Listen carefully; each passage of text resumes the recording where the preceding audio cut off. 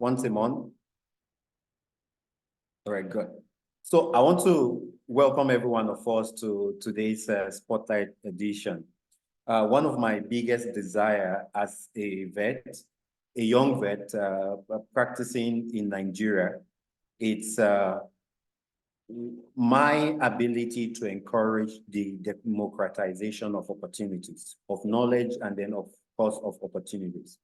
We've been able to do that quite a bit using our Tech Lab platform to talk to people around some cutting edge knowledge found in veterinary practice. But this in particular, it's geared towards democratizing an opportunity that exists, that young, old, once you're a veterinarian, you can participate in.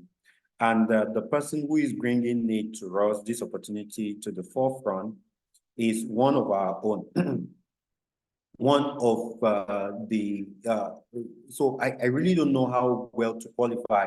I wanted to use the word smart, but that might not qualify him as appropriate as I want to. But somebody who loves the profession and has almost seen it all across the globe, right? There was a time he was in, well, he finished in Nigeria, got his DVM in Nigeria. There was a time he was in Jos, moved to South Africa, got a PhD, he was also in Nairobi, Kenya, and now finally in Rome, heading the Epidemiology Intelligence Unit in FAO. Oh, you can't hear me. Can you hear me? Somebody said they can't hear me. Can you hear me? Yes, I can hear. Okay, it's fantastic. Clear. We can hear you. Yes, we can hear you. Fantastic. All right, so he's now heading a very important unit in the Rome as part of FAO, one of the top teams in FAO. And so when he reached out to us around last week of this opportunity, I said it would be a good thing to have everybody gathered here together, and then let's hear from the horse's mouth. Pardon me to use the word, the horse's mouth. You know, a story is sweeter when it's coming from the person who is sharing the story.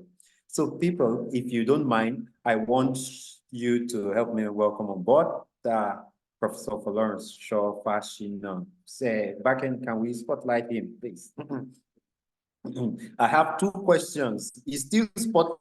I know we will share around what it is that you want to do, but I just have two questions. Why do you love vet so much? Why do you love this profession so much? It's good to see people. If we have 100 of you, we will all be fine in this continent. So why do you love the profession so much? Yeah, thank you very much. That's a very good question. Actually, my passion for veterinary medicine was right from my primary school. Indeed, by the time I was filling JAMB form, 5 or 6 of my secondary school classmates filled veterinary medicine without knowing what vet is all about. That's how so much I've talked about the profession to them, that they just fall in love and just feel the same course. Then they came back asking me, so what is that course all about? And I have to be explaining to them. So right from primary school, I loved this passion with animal, and all through primary, secondary, I've raised different type of animal, chicken, goats, rabbits. I didn't deal with horses and cattle, but almost most of the small categories of animal I've raised all through. And I got so passionate because I think one of my father's friend was a vet, but before him, I've actually fallen in love with the profession. So right from primary 4 or so, I've known I want to be a vet. So it was an easy choice for me. And I've never regretted choosing that path. Yeah. So I think one of the key things we need to encourage, I'm going to ask you a few questions after the general talk around what it is that we want to talk about. Because the more we replicate people like you, I think the better for the profession. So if we work together in tandem and encourage love for the profession and giving back, I think it will be a good thing.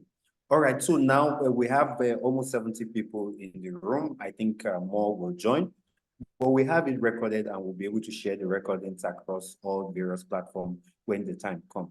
Prof, you said there's an opportunity you want to share with us, and I think this is going to be the best time to talk about it. What is it all about? Who can apply? Who is eligible? When is how is the process like? You know, all those questions. Once he is done, then we can now use the chatbot to pick various questions, or I can unmute you to see how you could ask your question specifically. And let's go. So, Prof, you have the floor now to talk to us about what the opportunity is and how we can apply. Yeah, thank you very much. And thank you for coming on the platform. I've seen we have close to 72 individuals now. This is really a great opportunity, and I think, there's no way we can miss it, especially since this opportunity is coming to West and Central Africa. Indeed, immediately we posted the first notification about this.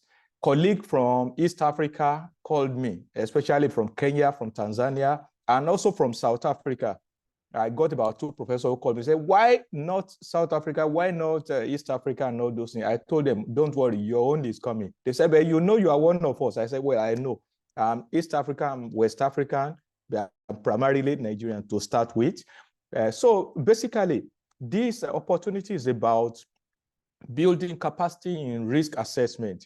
And one of the main reasons behind this is the fact that in time past, we've conducted a number of surveillance evaluation tool to conduct capacity assessment around the issue of epidemiology and surveillance in most of the country. I tell you, most countries actually fail the aspect of risk assessment. So Africa lacks risk assessors.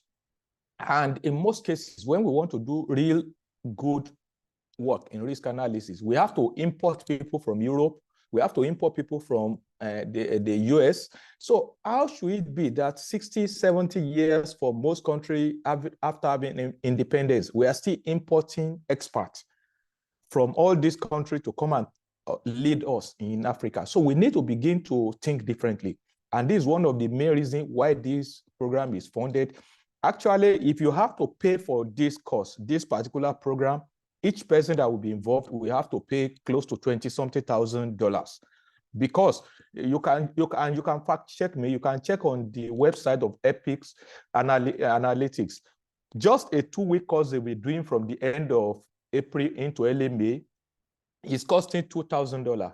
And so you can imagine this is an 8-month-long program, and you'll be mentored. And by the time you are finishing, if you really apply yourself to it, you'll be an expert risk analyst. You can actually take charge and start from beginning to the end in risk analysis. So I'll go straight into the talk, basically about Epics. Epics is a OneRisk. They do a lot of risk analysis for decision making, and they work for a lot of companies. Epics work for Coca-Cola.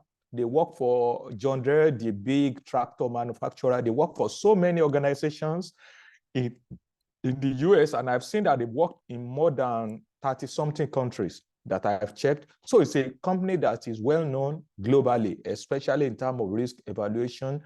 And the OneRisk West Central Africa in particular is about a program that will be looking at the prevention and control of health threats at the interface between human and animal. Primarily, this particular call will be tended towards animal. But if you bring issues that are at the interface of One Health, it is not rejected. Issue of rabies, anthrax, AMR, whatever, and that's there, or even PPR, issues that can be robustly dealt with and that will be contributing significantly to both the national, regional, and international issue.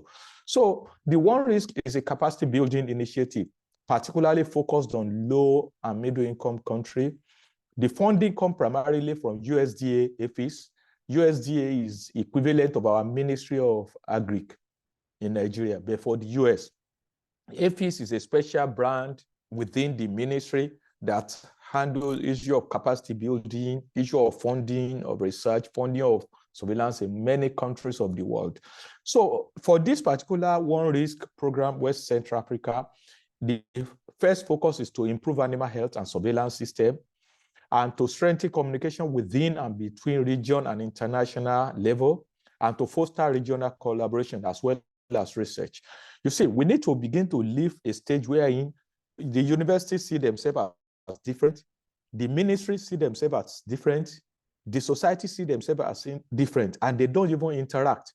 No, we need to begin to leave that. Now we should be thinking of collaboration between the ministry and the universities.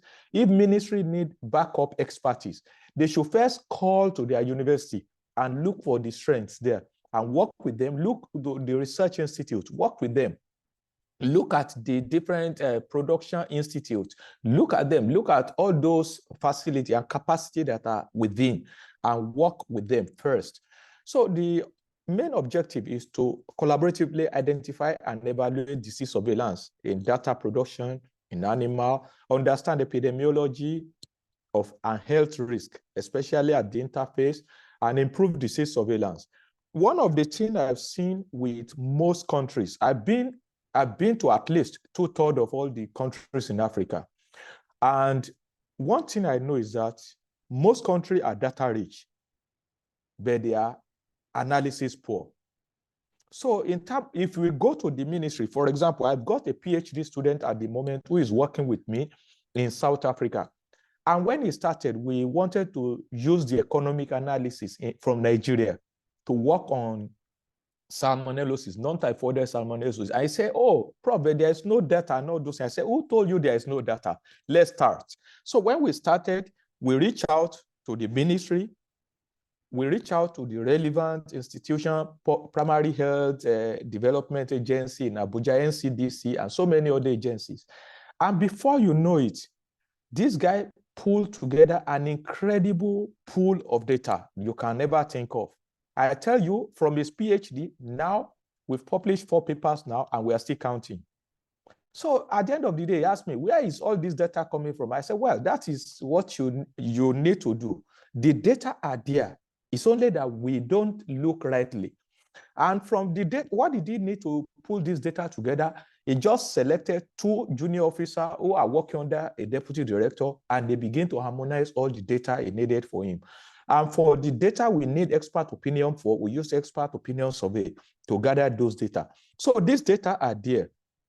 We need to begin to convert data to information to drive policy in our country. So the regional scope of this particular call is for West and Central Africa. As I told you, maybe the Eastern and Southern African phase may be coming up in the near future, or maybe a second phase of even the West Central Africa will be coming up. So basically, this program will be categorized into about 4 different phases. First, there will be an on-site workshop, a physical workshop. We've already scheduled that for Senegal now, and it's likely to be in the second week in June. And following that on-site workshop, which will take about a week, there will be an online training, which will go for about 3 weeks. And following that online training, the team that have been selected will now go into mentored project, where this is where the data is important. So each team that will be selected are a team that will need to generate some data or look at the data they have and pull it together in readiness for this. Because this is a data-intensive course, you will not do well in this type of a program if you don't have data or you don't have data you can mine. For example, if we pick the book, let's say, and that is why it will be necessary for whichever team to work together with their institutions. For example, let's take MVRI, for example.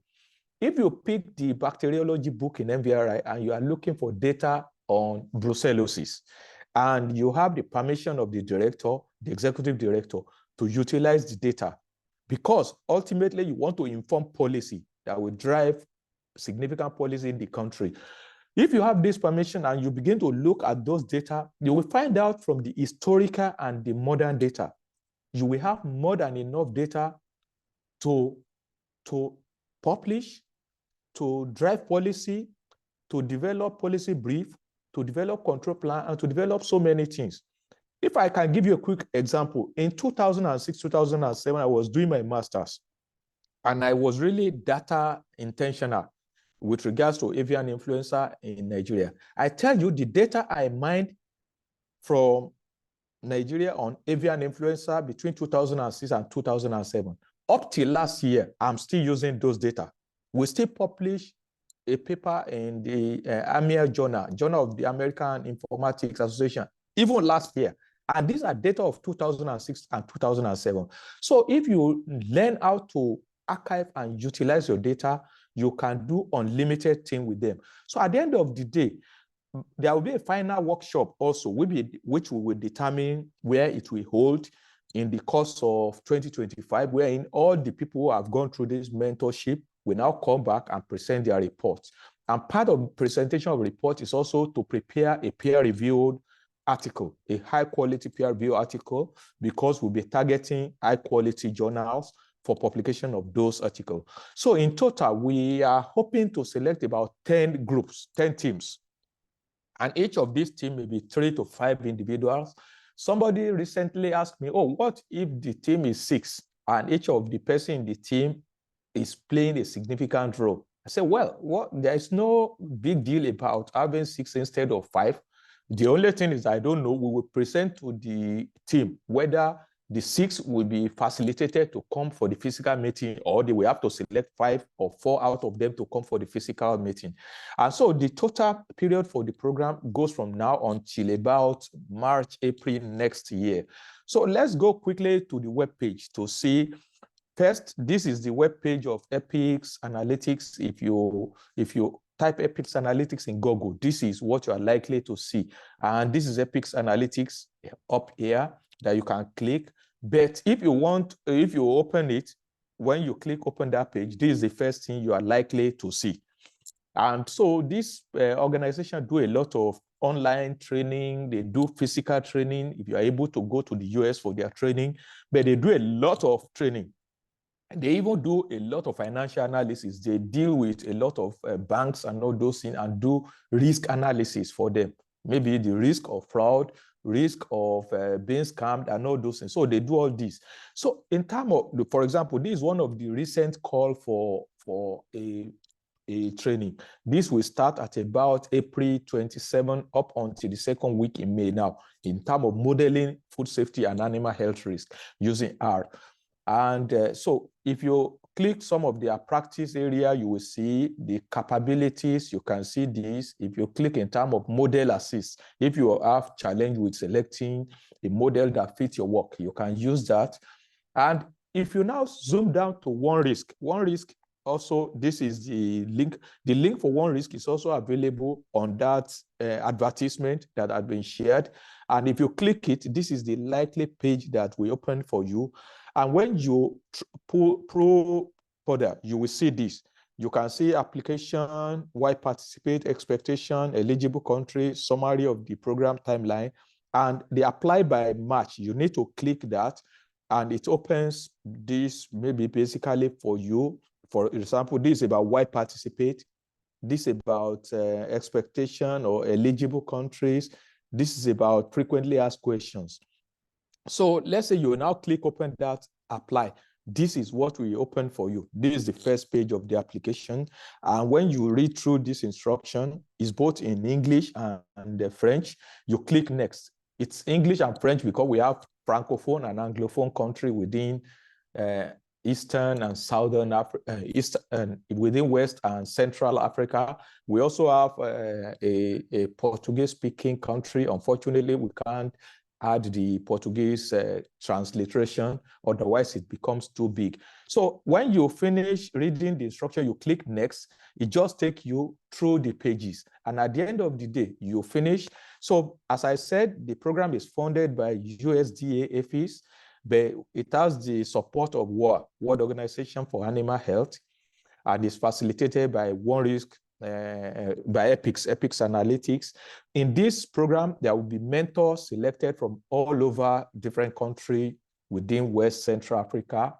We also have facilitators coming in from different institutions, Europe, the West, the US, even part of them coming from Africa. And at the end of the day, we've also set up a regional advisory committee, which will oversight the whole program. And so you can be sure that your interests will be taken care of, because the regional advisory committee actually is composed of renowned individuals within Central and West African region. Indeed, I will not divulge name here, but I can tell you the person that was selected in Nigeria will definitely look out for the interests of Nigerians in this program. And there are people selected from Ghana, from Cameroon, from different countries. Indeed, as I'm presenting this, just this morning, I found out that Senegal had also make a call. Their government made a call next week. They wanted us to speak to them about this program because they will also be putting in a number of applications from Senegal. The thing is that no country may benefit from more than 2 projects in this particular call. You know, we have about a total of 10 we want to call, and we want it to be fairly distributed. We know if we said, oh, let everybody bid competitively, it may be that almost everything we come to one country or a few countries. So we want it to spread. But one of the other good thing is that we said that as many good projects as we see in this round, we will use them to build for case of advocacy with the funder to see whether we can get more money to fund more teams, maybe at the next round of the application. So I don't know how that will work yet, but I can tell you that this is a very good program. At the end of the day, we are hoping to build about 40 to 50 risk analysts in West and Central Africa. And I tell you, if you are a data person, if you are a person that knows about risk analysis, if you are a person that knows how to utilize data, I tell you, the world is at your feet. You can go to any places. You can go, I can assure you, you go to places and you just find yourself maybe rolling from one job to the other, selecting what you want to do, what you don't want to do. So that I can assure you. So I think that whoever got lucky to be selected in this call should count himself privileged. But even if you don't get selected, know that there is a potential for maybe second round of call if we get to convince the funder to pull more money into this particular program. I'm personally excited about this project, and I discussed it with my team in FAO. Say, no, even if I will have to leave FAO to make sure I be part of this, I will do so, but really, I don't think it had come to that now. So, but really, I think it's a good opportunity for each and every one of us to be part of a great thing that's about to happen. And through it, we can even build a lot of advocacy, even for animal health and animal health support within the country, and even the issue of One Health. Thank you. I would like to stop here to allow for questions. Whoa. This is packed full. So many questions. Even me as the moderator, I have questions. But let's take it one step at a time. I think you've made a few assertions that I think I want to recap. We have about 150 veterinarians on the call, so averagely 200. Some came in left. And that's a huge number. Thank you so much for joining, and it's because people are interested in this opportunity. He said that most African countries are data rich, but analysis poor. So we have plenty knowledge, but very little wisdom. And I think once we start analyzing our data and making data-based decisions, I think a lot will change for us in Africa. And I cannot be more excited than, and I'm really thanking Professor Fasina for bringing this opportunity to us. One thing I also want to note is that he said that the worth of this program is probably closing up to $20,000. $20,000 now, it's over 30 million. So I think it's something you want to jump on. I have shared the application link.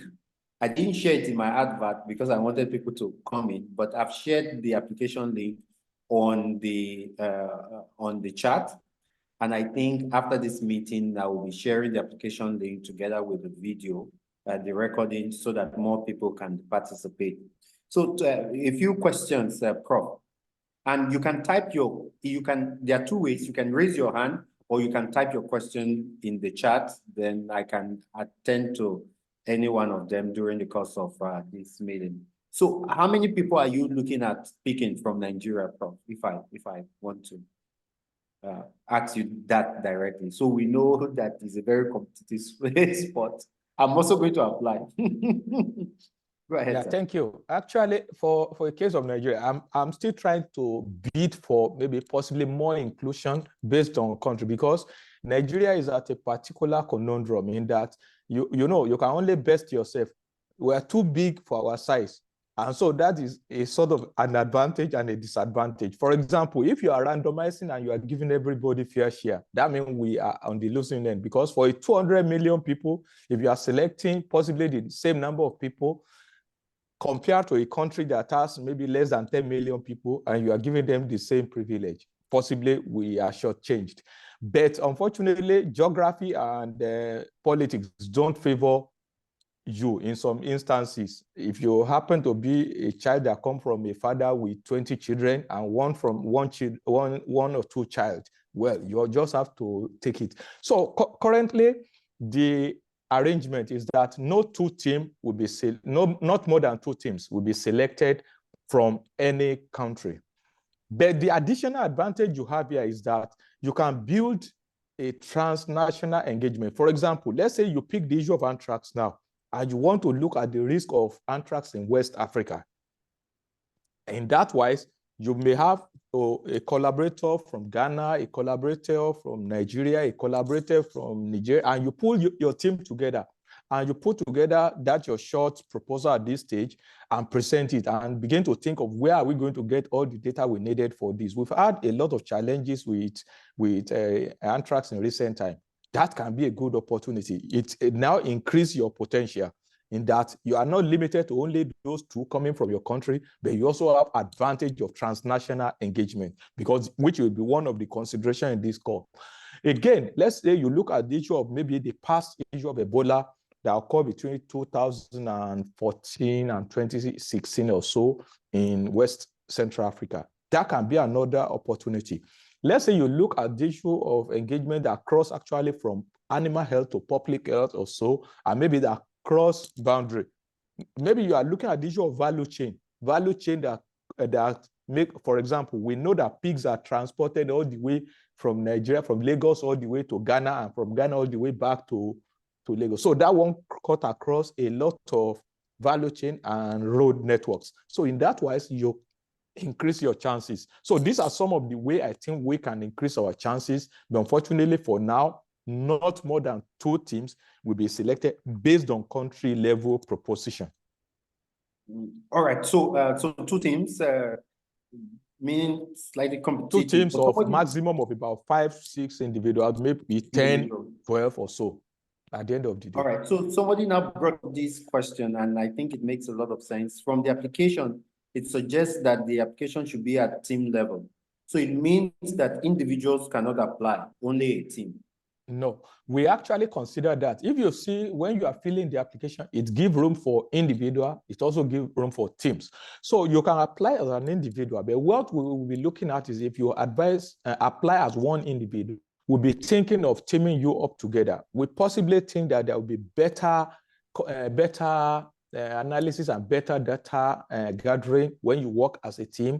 Much more, we want to promote One Health engagement. We want to promote cross-disciplinary, transdisciplinary approaches. We want to encourage engagement wherein even if you are being trained, you can pull others along. You may not be at different level of skill, but at least the fact that you can facilitate others. For example, if I am to build a team, I would think of building a team that will not even all be maybe the same age category. I want us to spread so that we have very senior person, medium level person, junior person also, so that we form a sort of a team that we think has a lot of potential in terms of continuity. All right, so you can apply as an individual, you can also apply as a team, but if you apply as an individual, you'll be teamed up. The application asks for institute. Must one be sponsored by an institute? And if yes, which institute? Is that for private practitioners? So there are private vets here. Yes. If you are a private vet, your practice is an institution. That's what you need to know. You don't limit yourself. For example, if I start a company, no matter how small the company is, my company is as equal as any of the giant company in Nigeria in terms of legal status.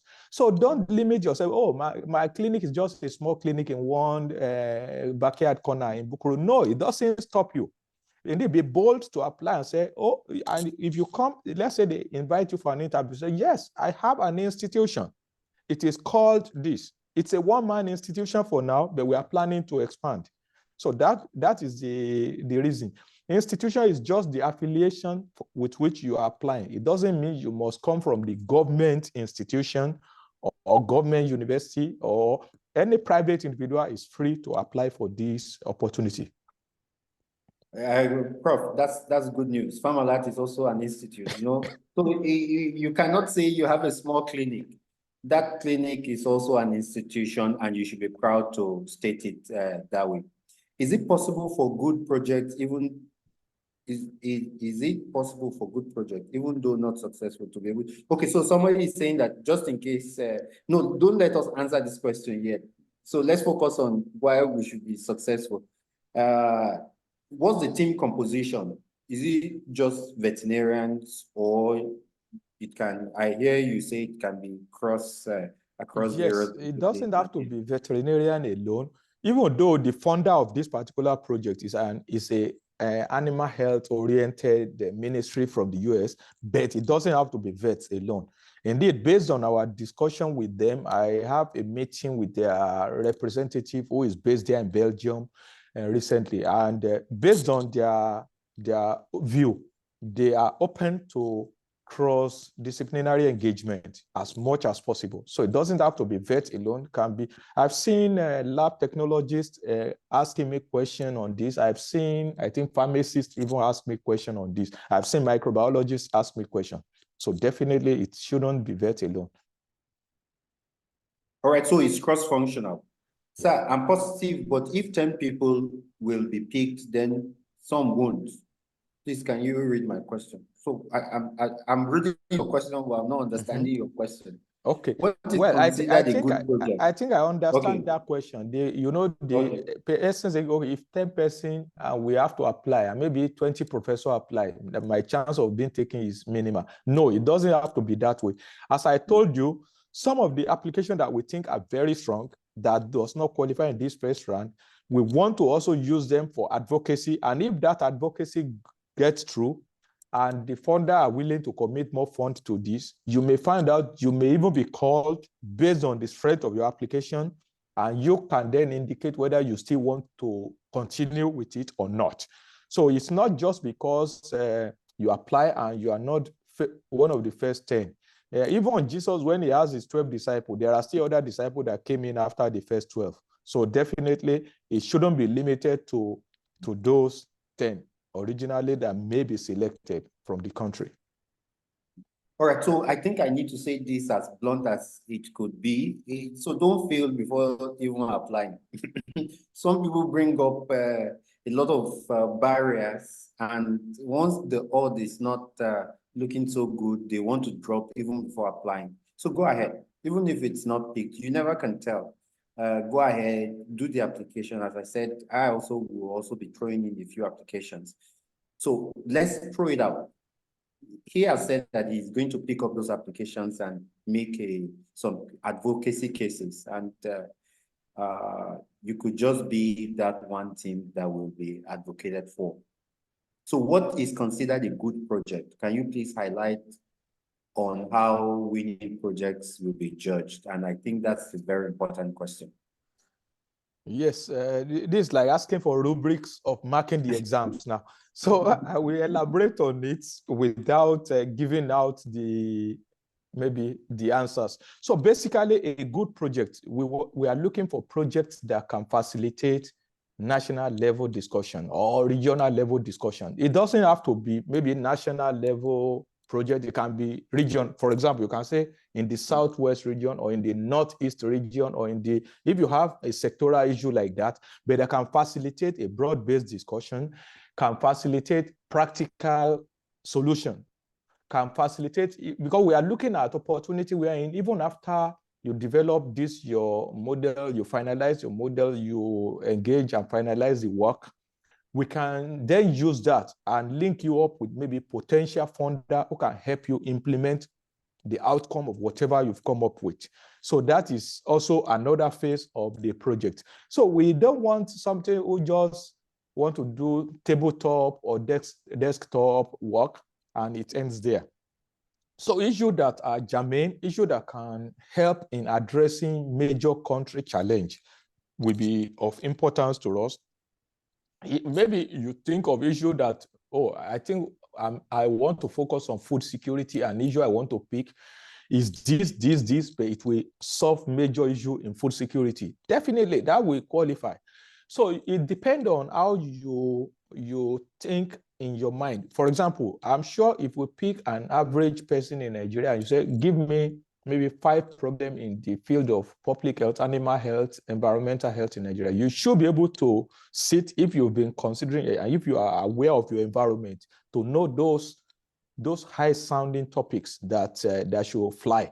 And so those things, you need to be able to put it. Another consideration is the ease of data access. For example, if you have opportunity, okay, you know you want to deal with this issue. If you need lab data, where do I get it? If I need EP data, am I already in talking time with the ministry or with the public health lab or with the NCDC or with the relevant owner of information that I'm going to use? What is the arrangement between me and that institution? Will I work with them in collaboration or in partnership? Is it possible for me to even get maybe a sort of a confirmation, maybe email from the institution that I will have access to the data and some of these issues?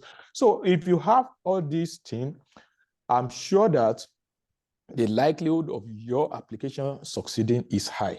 And so it's, it's not just, to me, when I'm applying for anything, I put everything in.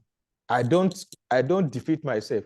I will put everything in, let the selector select what he doesn't want. I will not restrict myself, because this is my opinion. I've done a number of interviews. I've done a number of interviews towards employing people. And I've seen that in a number of cases, people have capacity, but they don't put it. And then they are not shortlisted. I've seen a situation where somebody has a specific capacity and that person refused to put it. Then when I asked, I met her later and said, why didn't you mention that this is your master's project? He said, I don't think I should put it. I said, really? So based on that criteria, that person was not even selected in the long list. And she was the most suitable for that particular job. So as far as I'm concerned, putting everything you think should count for you positively. Even if you serve as a community leader or a imam or a church leader, put it. Let it be there as one of the things that can count positively for you. Thank you. So throw in everything you've got, right? And then allow the people who decide to decide. So somebody is asking, what if the project is plant-based? Will it fly as a vet, considering that some of us are multi-vocational? Okay, so definitely, as I've mentioned, the innovation around the project you are putting in is what matters. For example, if you are talking of plant-based project now, let's say you are talking of plant-based that has to do with toxicology and has issue. Okay, the classic example we can pick is the issue of lead poisoning that happened in Sokoto, Zamfara axis the other time. That thing caused a lot of public health, animal health issue at that time. And so if you put in such a project, it cannot be thrown out. It's not animal, but primarily it's the issue of environmental health, but it has impact on public and animal health. So definitely it will qualify. If you think of maybe a toxic plant or so, and you say, oh, I want to work on this toxic plant, or we want to work as a team on this toxic plant with a view to linking it with public health, animal health, it will qualify, definitely. I think it's left to our own creativity, how best we can think outside the box and propose a slightly attractive project. I think I'm going to read out 2 more questions. If you want to make a comment, you can just, Prof, if you don't mind, stop sharing your screen so that we can have you on the full screen. If you want to make a comment, you can just raise your hand and then I will be calling out to you. Somebody saying, can applicants be in 2 groups? So I really don't understand. Maybe you are in 2 projects together. Yes, yes, I've seen that also, and I've received the email actually in that. Yes, definitely, applicants can be in two groups. But if you are in two groups, then I will not possibly expect you to lead the two group, because what if the two group get selected? That means you'll be co-leading two particular projects. If you are in two groups, maybe you are a lead in one group, you can be a member of another group, and if you're lucky and both project gets selected, then you are double lucky. But for me, luck is when preparation meets opportunity. So here is an opportunity. Are you prepared? That is the question. All right. So a question that I got before coming on stage is, and I know you answered that, but I said let's answer it generally. Is there any age limit? Okay. For age limit, there is no age limit. Indeed, if there will be age limit, well, I'm also young, but I will make sure that at least everybody in my age also qualify. Even people who are old, who are relatively old or retired, they may have a lot of expertise. Indeed, what I've seen in other parts, other regions of Africa, is people who are old and retired, they now become like a significant knowledge repository, and they keep feeding back into the system. I've seen a number of great institutions started by very old retirees, and they continue to feed knowledge into the system. So definitely, I don't think there is any age limit. It had never come up in any of the discussion that I've been part of. So no age limit, you can just go ahead and apply.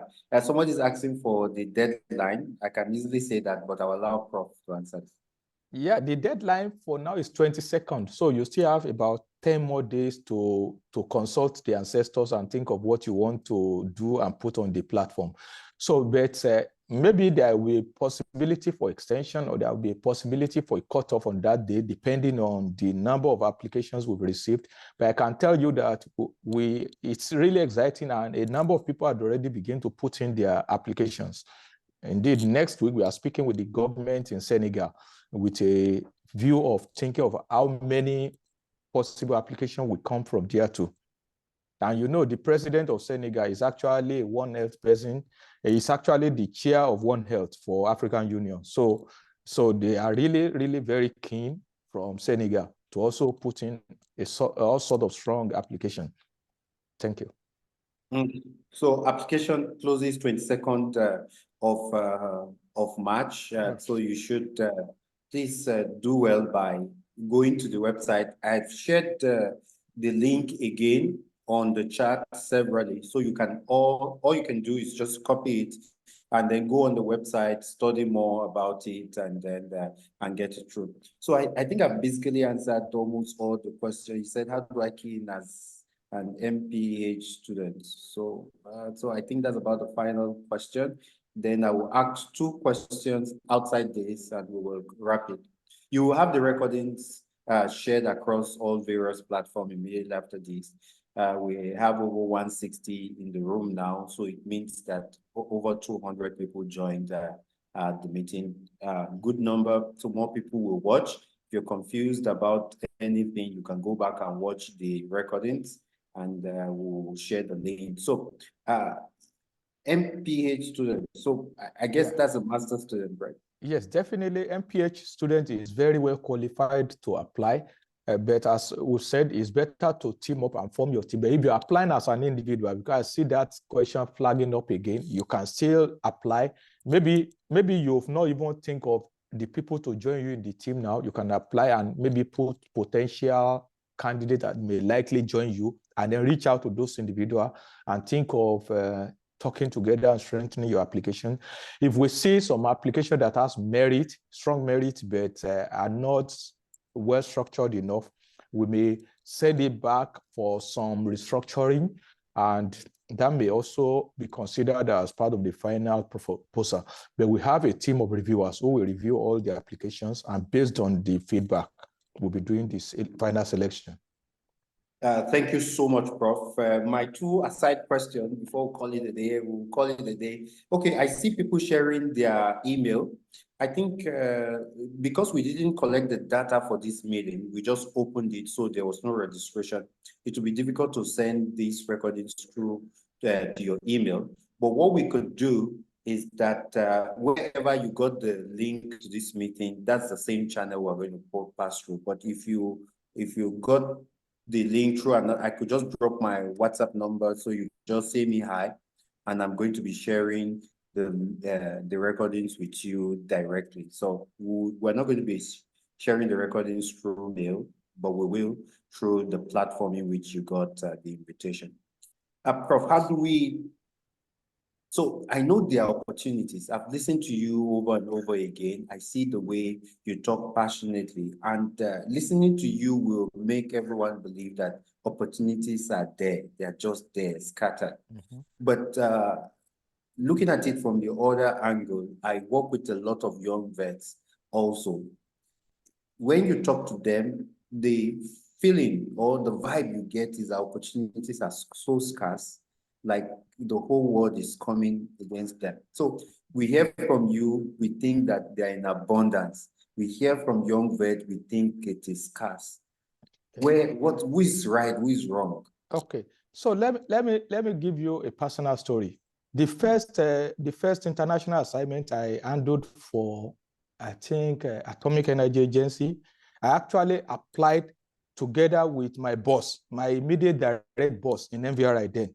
I got selected, he was not selected. He even asked me, when I got my letter, I took my letter to him and said, sir, I've been picked for this program. He said, really? So he kept checking his own mailbox. He didn't get anything at the end of the day. Secondly, the first international assignment I also did for FAO. Indeed, when I went for the interview, I met some of my professors there. I was just a first degree holder then from Ibadan. And I applied and I got it, and my professors did not get it. And I traveled. So the first thing that I think limits a lot of us is that we even reduce ourselves. You see, there is a saying by one of these philosophers. He said, cowards die many times before their death, but valiant never die but once. So in most cases, you fail to even try your luck. You fail to even put in your best. You know, a lot of you has a lot of what you call potential energy, but you never convert it to kinetic energy. This is where this challenge comes from. Just last week on one of the forum in Nigeria, I posted close to 10 positions from FAO that became available. I posted it one. Like recently, there had been a call for people who can develop content, who can develop veterinary content or so for VLC. VLC is online platform through which we do a lot of training. And they are calling for so many across the world. It's not limited. You can take it, you can utilize it, and you can, and I know that there is also so many programs coming into Nigeria and coming into so many countries wherein they are calling for and asking for people to do application. But in most cases, I'll tell you, somebody who knows how to do Instagram very well, you know how to do Facebooking very well, you know how to use all the social media, but you are telling me you don't know how to peruse the website of FAO or World Organization for Animal Health or UNDP or any of these UNEP and any of these international organizations. It will be a shame. So we really need to take time. As much as we want to do, I do social media, I do it a lot. When it comes to politics, you will think I'm a politician on social media. But also when it comes to being serious with my work, I also use it. I've got a lot more opportunity on the social media and on the internet than I will ever have got in my physical life. And so use your social media, use your handle, use your internet very effectively to benefit both sides of the world. So that would be my own advice. But definitely there are opportunities in abundance. And indeed, being a vet, you're actually at a privileged position, if you know what I mean. Because, for example, the UNEP needs you, the FAO needs you, the WOHA needs you, the WHO needs you. People migrate easily and every day within the profession. So really, there is no limit to what you can do, either as a vet, animal health, scientist, animal health, microbiology, all these fields. You are needed in abundance globally. I tell you, US alone has more than 30,000 vets need as we speak. More than 30,000. You can fact check me. So, Prof, I think this is really very nice. What I would just want to plead with you is that once this opportunity comes, just share it with us so that we can better share it to the community. We have a teeming population of young vets. who seem not to believe that opportunities abound. So the more of these opportunities we share with them, the more they get involved, I think the better it will be for the mindset and the people coming behind. Prof, I want to thank you most sincerely for the time you have spent. You should expect to receive a lot of applications. We will be applying, we'll be bombarding that application platform. So if you're going to apply, can you just say, I will apply? So apply, just type apply. So we know how many people through this program will be applying. I just need to see apply. Oh, fantastic. So you could see, Prof, people are already saying they will apply. So we hope that we've been able to use our platform in Farmalat to ensure that people get to apply, see this opportunity, and then, of course, get to benefit. And for God's sake, anything that improves you based on how much people invest, over 30 million just on you, will make you valuable, and you become a valuable stock at the end of everything. I'm happy I'm seeing a lot of applications. I look forward to receiving those applications. And at the end of the day, if you got this message through our platform, I think that will add a lot of fulfillment and color to what we've done. Prof, we'll keep on knocking at your door. Thank you for always being available. If you have a last word regarding this application, what will it be? Yeah, thank you. I think that the world is open to us, and we shouldn't limit ourselves. I tell you, one of the good thing with our profession and related profession. When I'm talking of related, I mean vet and vet paraprofessionals, including maybe microbiology, public health, and all these things. We are all clustered together in the biological field. We have a lot of work to do. And we've not even started. I tell you, we've not even started. And all over the world, your expertise is needed. Like UK had been begging for special category to migrate health-related worker, the same thing, US, the same thing all over the world. So I think that we should not limit ourselves. And when you need to even change a course of action in terms of maybe learning a new skill and then beginning to do things anew, please take that opportunity. Never stop to apply. Even if you apply and you fail once, apply again. Even if you fail the second time, apply again. I was reading the story of one young guy on the internet.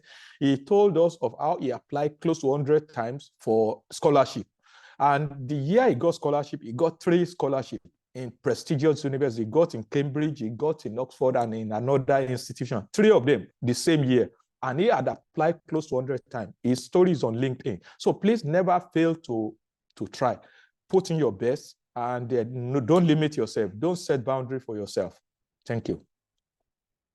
Prof, we are most grateful. I want to end with a quote. I'm reading a book currently, Failing to Win. And, you know, I've seen the quote before, but it just dawned on me that it's a profound quote. It said, only those who risk going too far can possibly find out how far one can go. So I think I would take that again. Only those who risk going too far can possibly find out how far one can go. So sometimes some of these opportunities come in and they are more than an opportunity. They could just be like a stepping stone to something bigger and better. Right. You could do the training, and then based on how well you perform, you are being engaged to lead a national. And you see, that's how Prof got to where he is. Constantly engaging opportunity. Now he's a big man in Rome. So some of us will always want to see where we go. We want to be like him. I want to thank every one of us most sincerely. I look forward to seeing that your application scales through, and then you sharing your success story. We'll probably bring you back if you make it, and then we will learn from you how you wrote the application to have gotten Professor Fashina's heart. Thank you so much, and then please do enjoy your afternoon. The recordings will be made available. Thank you so much, Prof. I appreciate this. Thank you. Bye. All right. Have a wonderful afternoon, everyone. Bye.